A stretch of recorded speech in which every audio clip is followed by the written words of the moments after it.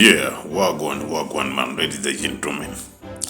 Bwana Bakari Nondo Mwamnyeto, bila shaka nadhani mtaua anaongelewa sana mtaani kwamba ni duka mchomaji, au sio? Lakini by the way, kwa upande wangu nadhani nikamtetea bwana Bakari Nondo kwa sababu matukio kama haya yapo.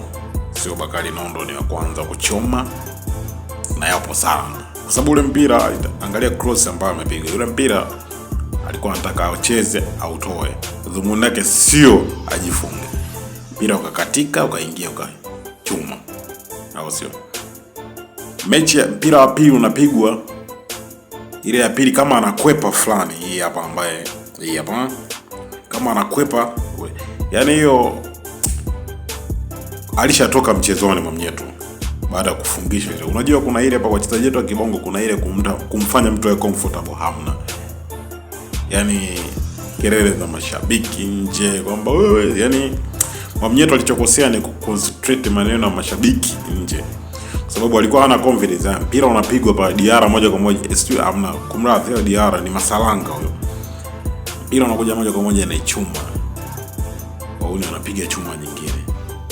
Chuma ya pili hiyo. Yeah, lakini all in all mpira ndio ulivyo. Sio Mwamnyeto wa kwanza kuchoma mechi. Au sio bwana?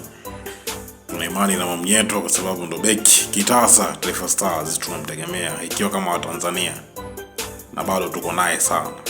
Yeah, one love. Naitwa Zulu, sauti ya mtaa, usahau kusubscribe.